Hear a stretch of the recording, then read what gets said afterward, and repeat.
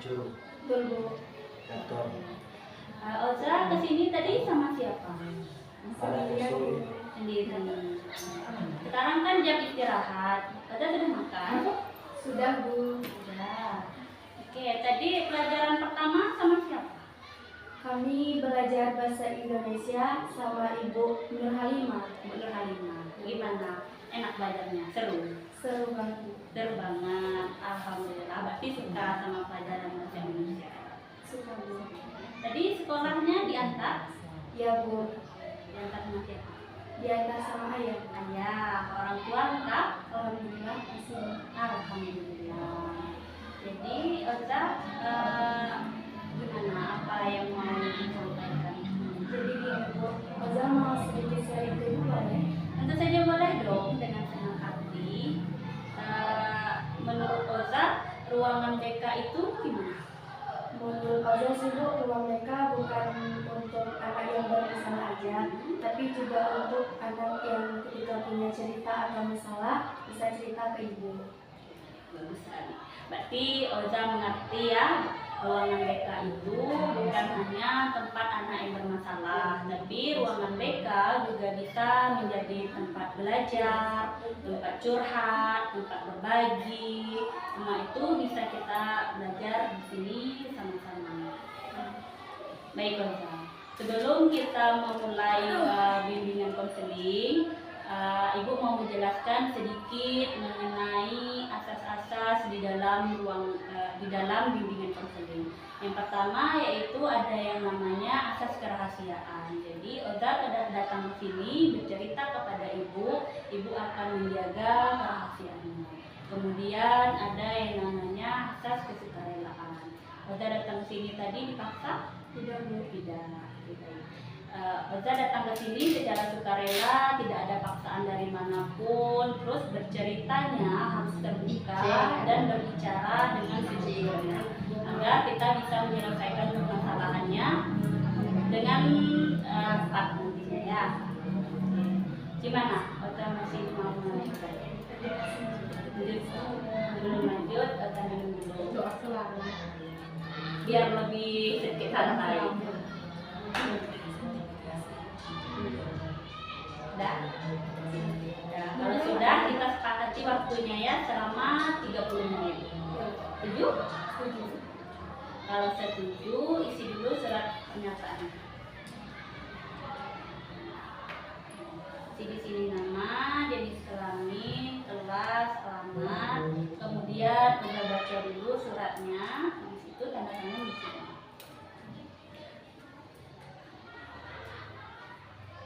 Kalau ada yang tidak dimengerti, boleh ditanyakan ya.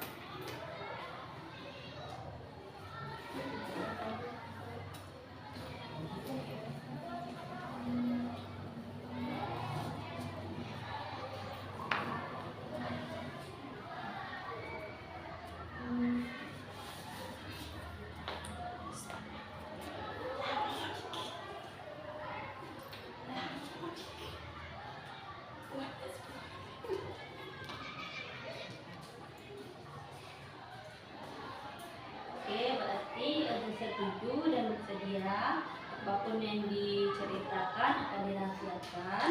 Kemudian Oza melakukannya secara sadar dan tidak ada paksaan dari manapun. Silakan Oza.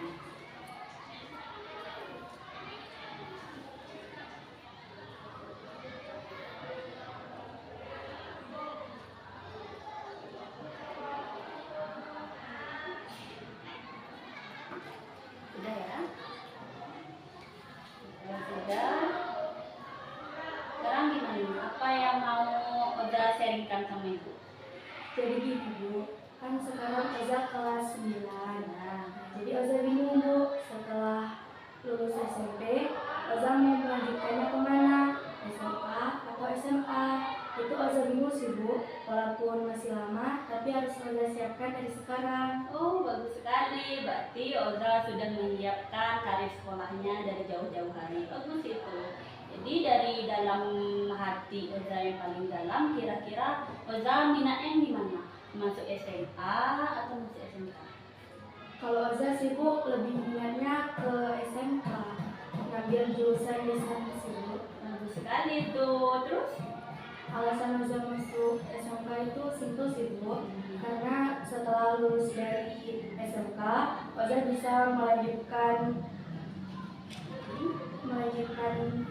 pekerjaan gitu, langsung bekerja untuk menolong orang tua dengan kreativitas Oza sendiri. Contohnya seperti buka butik dan menggunakan brand sendiri Bu. Jadi setelah setelah Oza tamat dari SMK, Oza bisa buka usaha sendiri dengan buka butik dengan brand-brand Oza sendiri gitu. Terus kendalanya di mana? Kendalanya sih ada di orang tua sih Bu. Kenapa? Karena orang tua Oza kurang setuju untuk masuk ke SMK. Gitu. Coba gini, coba kamu bicarakan lagi baik-baik sama orang tua Oza. Jelaskan juga secara rinci bahwa minat dan keinginan Oza itu untuk masuk SMK. Kamu jelaskan lagi kepada orang tuanya, kepada orang tua kamu bahwa setelah lulus dari SMK nanti kamu bakal berhasil di jurusan desainer ini. Kamu yakin bahwa ini adalah bakat kamu gitu. Oh iya kalau gitu Bu. Soalnya Oza belum pernah cerita serius tentang ini kepada orang tua. Belum pernah diceritakan sebelumnya. Belum. Jadi kamu merasa takut aja gitu langsung ngomong gitu ya. Ya, Bu. Jadi coba kamu jelaskan lagi ya baik-baik sama orang tuanya bahwa kamu itu minat di sini. Minatnya Bu, misalkan saya minatnya di desainer. Saya mau jadi seorang desainer terkenal. Misalkan. Walaupun nanti saya tidak terkenal, saya juga bisa buka usaha sendiri. Minimal saya juga mempunyai brand-brand saya sendiri. Saya bisa bikin ibu bangga dengan pilihan saya sendiri. Jelaskan itu kepada orang tua kamu bahwa kamu nanti bakal bisa berhasil di bidang ini. Terus kamu udah pernah nanya sama orang tua sebelumnya alasannya kenapa tidak boleh masuk SMK dan memilih menyekolahkan kamu di SMA? Sudah sih Bu, alasannya karena kakak saya sebelumnya juga SMK dan setelah dia lulus SMK, SMA. Oh, kakak kamu di SMA. Ya, Terus setelah dia lulus SMA, dia langsung bisa melanjutkan kuliah Bu. jadi mungkin maksud orang tua kamu itu gini, Oza, dia biar sama kamu seperti kakak kamu setelah lulus dari SMA, terus bisa melanjutkan kuliah. Kamu tadi kan kata kamu kalau setelah SMK langsung memilih membuka usaha gitu. Mungkin maksudnya setelah lulus dari SMA itu agar kamu bisa kuliah. Kamu jelaskan lagi ke orang tua kamu bahwa kamu mau masuk SMK dengan jurusan desainer. Nanti setelah dari SMK kamu juga bisa kuliah dengan jurusan desainer. Kalau kamu kuliah, kamu lebih bisa mendalami dari ilmu desainer itu. Tidak hanya cukup sebagai desainer saja. Kalau kamu misalkan nanti lebih dalam ilmunya, jadi kan enak kerjanya, ilmunya sudah matang, bisa dikembangkan lagi di perkuliahan. Tapi enggak Bu, Oza tetap tidak minat untuk masuk SMK. Oza maunya SMK. Iya, menjelaskan lagi ke orang tuanya ya, bahwa kamu nanti minatnya di desainer, terus kamu juga mau melanjutkan kuliah di bidang desainer ini. Kan tadi alasan orang tua kamu SMA biar bisa kuliah, Ya Bu. ya kan? Tidak, dia tidak mengharuskan kamu misalnya harus kemana, gitu. Ada namanya orang tua yang harus, Bu, kamu harusnya Oza, kamu harus kedokteran, ya kan? Tidak Bu. Ya.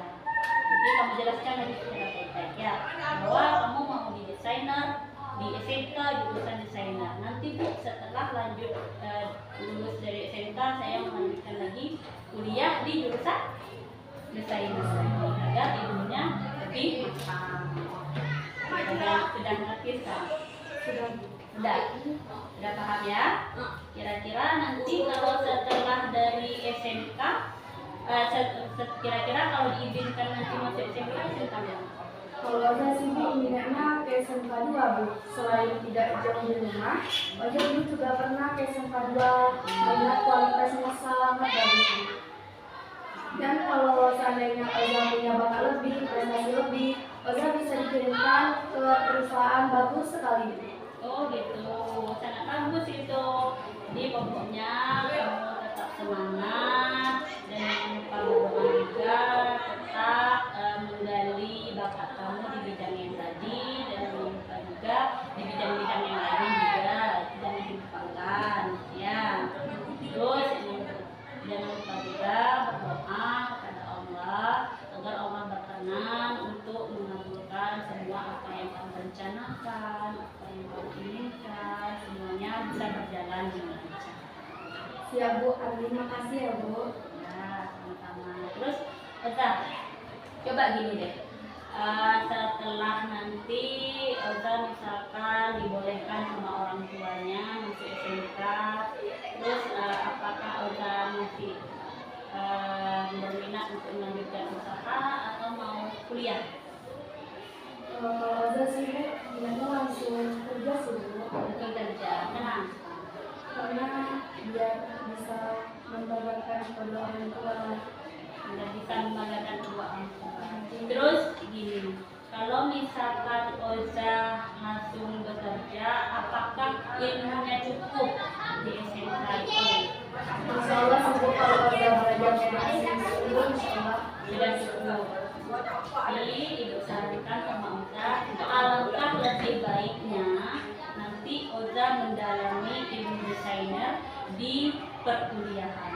Karena di sana Oza akan menemui orang-orang yang baru dengan guru yang lebih mapan, guru yang ilmunya lebih dalam. Oza bisa menggali dan menimba ilmu lagi di situ. Jadi nanti ilmunya lebih Oza kuasai lagi.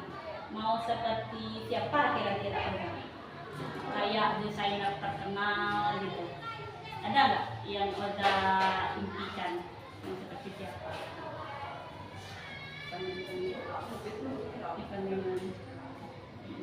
Ivan. Oh, Ivan Gunawan. Iya, bagus.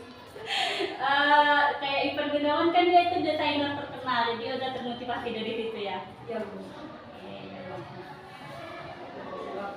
Terus kembangkan lagi bakatnya ya, tetap semangat ya, jangan putus asa di sini saja. Oke? Ngomong lagi sama orang tuanya ya.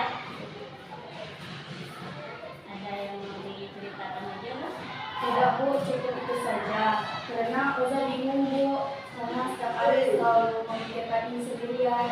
Jadi Oza boleh tempat cerita, mau cerita ke teman, takut dengan ember gitu. Jadi Oza datang ke sini buat cerita ke ibu. Pilihan yang tepat. Pilihan Oza sudah bagus, datang ke sini bercerita sama ibu. Pastikan nanti Oza bisa memilihnya dengan tepat ya. Jadi kalau ada kendala lagi, Oza bisa ceritakan lagi sama ibu. Setelah Oza bicara sama orang tua Oza nanti, ya misalkan menemui kendala lagi, Oza bisa cerita gimana solusinya. Paham ya? Intinya sekarang Oza bicarakan baik-baik dulu sama orang tuanya. Kalau bisa cari waktu yang tepat, bisa kasih dulu orang tuanya dibantu pekerjaan rumahnya, disenangkan dulu hatinya. Itu caranya ya. Oke Oza, kenapa kira-kira Oza tidak mau melanjutkan kuliah? Karena Oza sudah belajar lagi Bu, Oza langsung mau kerja dan membuka usaha. Gitu. Jadi Oza tidak mau sekolah lagi, udah pusing ya dengan pelajaran-pelajaran di sekolah gitu. Jadi inginnya itu langsung bekerja saja, menghasilkan uang gitu ya. Iya Bu. Jadi kalau itu permasalahannya, berarti ibu sedikit atau sekilas mengenai video motivasi agar Oza menjadi lebih semangat lagi. Oke, bentar ya.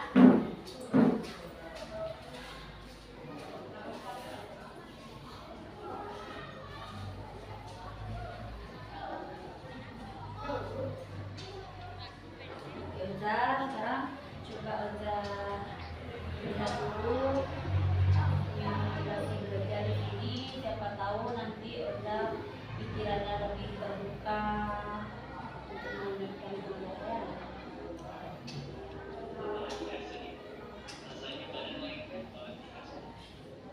Sampai di sekolah, Nanti dapat tahu. sekolah yang tidak menarik untuk kita. Apalagi waktu buka medsos dan lihat televisi, banyak bisa orang yang sukses meskipun tidak sekolah. Kalian itu pasti bukan? Saat itu juga kita berpikir kalau lanjut sekolah itu tidak penting. Tapi apakah itu benar? Kalau berhenti sekolah itu pilihan yang tepat untuk kita? Buktinya, data dari Edukasi News menyatakan kalau 1,9 juta anak putus sekolah.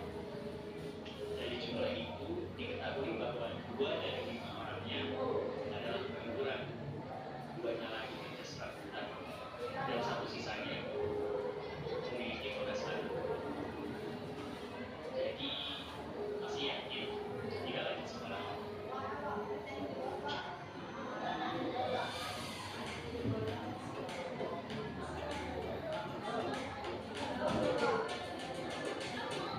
Coba kita lihat salah satu contoh dari presiden pertama Amerika. Ya, siapa lagi kalau Insinyur Soekarno. Bisa mendirikan sekolah rakyat bukan berarti beliau mau puas begitu saja seperti pribumi lain. Dari pengamatan beliau, Indonesia dijajah oleh Belanda yang pintar dan berpendidikan. Karena hal itu, Soekarno muda bertekad untuk melanjutkan sekolah, meskipun beliau bukan berasal dari kalangan kiai dan bangsawan. Kemudian masuklah beliau ke HBS, di mana dari 300 orang, cuma 20 orang pribumi yang bisa sekolah di sana. Sedangkan sisanya adalah keturunan Belanda. Karena biaya sekolah yang mahal dan harus tinggal jauh dari orang tua, membuat beliau harus pandai-pandai orang tua.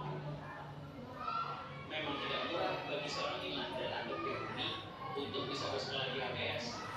Di samping harus membayar Rp15 setiap bulan untuk mau sekolah dan bukan seragam bertuliskan HBS, kami juga harus mengeluarkan lagi Rp75 setiap tahun untuk uang. Aku ingat betul jumlah ini karena aku menghitung setiap rupiahnya dan menjaganya jangan ada lagi yang terpakai untuk hal yang tidak perlu. Kata Soekarno dalam biografi yang ditulis oleh C.D. Adams. Karena bersekolah di HBS itulah Soekarno tahu bagaimana cara berjuang. Karena pedang dan bambu runcing tak cukup untuk membuat Indonesia merdeka. Dari sekolah pula ia tahu sedikit banyaknya tentang politik. Bayangkan kalau saja bapak-bapak hari ini tidak melanjutkan sekolahnya, maka tidak akan ada ide hebatnya yang akan muncul dia. Selain itu, kita semua pasti tahu B.J. Habibie. Siapa sih yang tidak kenal beliau? Selain merupakan presiden ketiga RI, beliau merupakan sosok panutan yang terkenal tidak hanya dari segudang prestasi dan karya yang beliau hasilkan, namun juga kisah perjalanan dan cinta beliau yang berbeda. B.J. Habibie terkenal sebagai sosok yang mempunyai semangat juang tinggi dalam pendidikan. Bahkan sejak kecil, B.J. Habibie sudah menunjukkan ketertarikannya kepada mesin dan bercita-cita menjadi insinyur. B.J. Habibie mengaku dapat berkuliah di kampus Rheinische Westfälische Technische Hochschule Aachen, Jerman, tanpa beasiswa dari negara maupun swasta. Biaya kuliah ini ditanggung oleh kedua orang tuanya meskipun mereka bukan berasal dari kalangan yang berada. Tentu banyak sekali jerih payah serta tantangan yang beliau hadapi dalam menimba ilmu. Salah satunya dimulai dari jalan kaki ke kampus demi menghemat biaya transportasi hingga tinggal di Jerman dengan fasilitas seadanya. Namun hal itu membuahkan hasil yang manis.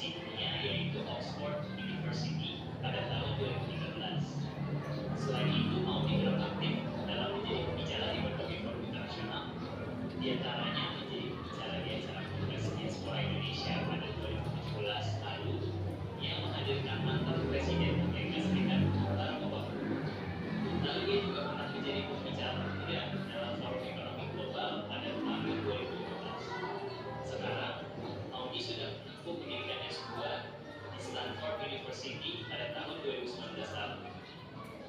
Contoh lain, siapa yang tidak kenal Kang Emil? Sosok pemimpin bercorak milenial berlatar belakang akademisi. Siapa lagi kalau bukan Bapak Muhammad Ridwan Kamil. Kang Emil yang lahir dari keluarga sederhana tidak pernah menyangka bahwa dirinya bisa menjabat sebagai wali kota Bandung, bahkan sekarang menjadi gubernur Jawa Barat. Sebelum menjadi gubernur, Kang Emil berprofesi sebagai arsitek. Telah banyak karya yang dihasilkan. Salah satunya Museum Tsunami di Aceh. Kemampuannya dalam bidang arsitektur tak lepas dari kesukaannya berimajinasi saat kecil hingga duduk di bangku SMA, yaitu SMA Negeri 3 Bandung. Semasa SMA, Kang Emil dikenal aktif mengikuti berbagai kegiatan organisasi sekolah, seperti OSIS, Paskibra, bahkan ikut cabang olahraga. Lulus dari SMA, Kang Emil meneruskan cita-cita masa kecilnya dengan mengambil jurusan Teknik Arsitektur ITB tahun 1990. Tentunya tidak langsung sukses dong. Semasa kecilnya Kang Emil bahkan pernah berjualan es mambo. Sedari kecil, Kang Emil tidak pernah diwariskan harta oleh kedua orang tuanya, melainkan diwariskan karakter yang berakhlak. Banyak jalan terjal dan rintangan harus dilalui Kang Emil, tapi karena karakter yang diwariskan oleh orang tuanya, bekal-bekal yang didapatkan dari sekolah, dan sifat pantang menyerah, akhirnya beliau bisa sukses seperti sekarang. Nah, dari situ bisa kita lihat kan, kalau lanjut sekolah sudah terbukti sangat banyak manfaat yang akan kita peroleh, terlebih demi masa depan kita yang lebih baik. Lanjut sekolah ini yang paling gak boleh.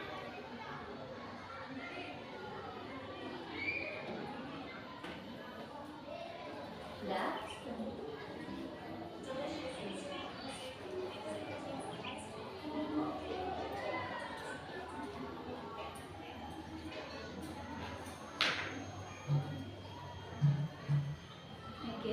Jadi video motivasi pendidikan tadi apa yang bisa petik di dalamnya?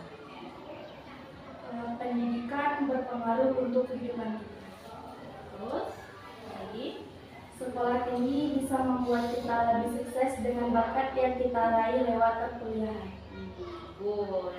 Contohnya ada siapa tadi yang melanjutkan kuliah ke bidang yang lebih tinggi lagi? Presiden pertama kita Soekarno-Hatta, Bapak B.J. Habibie, Habibie, terus ada Maudy Ayunda, terus ada Kang Emil. Ya, mereka tidak semata-mata sukses hanya karena sebatas SMA saja.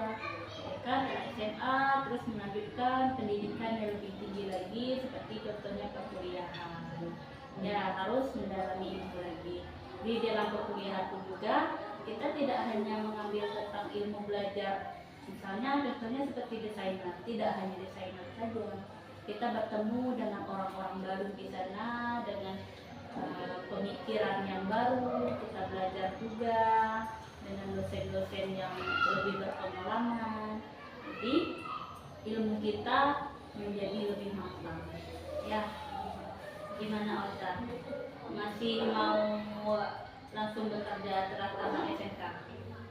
sepertinya mau kuliah dulu. Mau kuliah dulu, lanjutkan dan lebih mendalamkan lagi ya, melanjutkan bakat dan minatnya, terus harus lebih telaten lagi. Ada lagi aja yang mau disampaikan sama Ibu? Tidak hidup cukup itu saja karena Oza bingung mau cerita ke mana lagi, jadi Oza cerita ke Ibu. Kamu sudah bercerita ke tempat yang tepat. Ya, Ibu yakin kamu bisa. Terus Ibu yakin kamu juga sukses di kemudian harinya. Tetap semangat dan jangan menyerah di sebatas ini saja ya. Jangan menyerah batas SMK saja. Jadi kalau kamu diizinkan orang tua kamu harus tetap lanjut kuliah. Sebelum kita akhiri konseling kita pada hari ini, ada baiknya kita berdoa dulu untuk Oza supaya diberikan kelancaran dan kemudahan ke depannya.